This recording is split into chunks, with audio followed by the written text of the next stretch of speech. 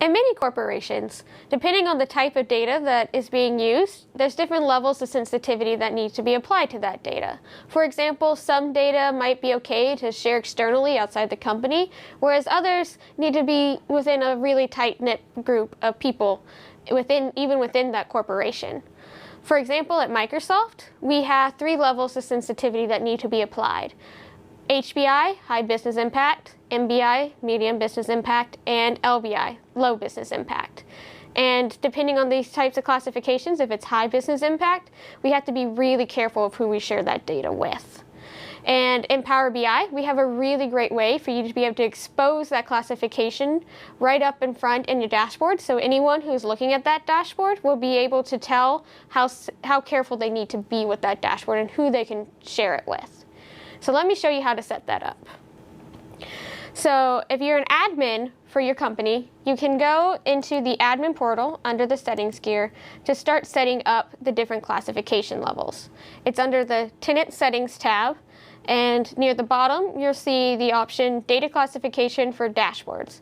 And when you turn it on, you'll see a table where you can start typing out all of your different classification types for your company. So I'm going to do high business impact, HBI for short,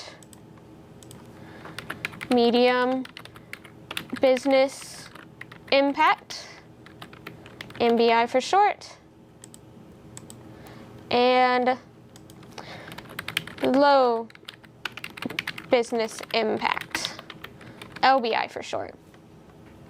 Once you have the classifications written out, you then can decide what is the default that's going to be applied to all the dashboards within your company.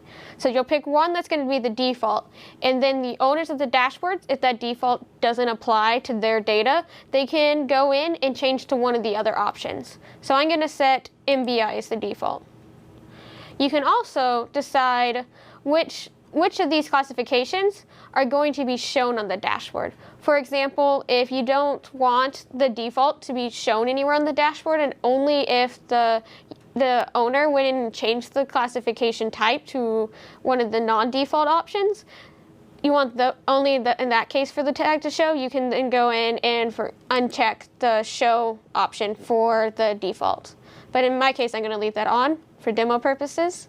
You can also, the last thing you can do is you can also add a URL. So if there's an internal site that you have in your company that lists out all the different requirements for the different classifications types, you can add that here, and when the user clicks on that classification type in a new tab, they'll be taken to that URL.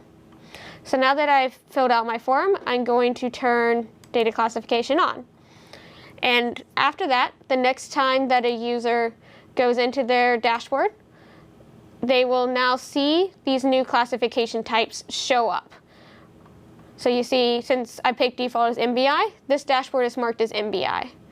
That tag will also show up when you're looking at dashboards and favorites. Now, if for example, GitHub, I don't think that one is an MBI level of security. I think that one needs to be HBI. I can go in to the dashboard settings under the ... and change that to be high business impact. And when I apply that and I go back, I'll see that the classification tag has updated. This way, no matter what type of data it is, users will be able to know when they see this dashboard, if I share it with them, how secure they need to be when looking at this dashboard, and know if it's okay for them to share or publish externally.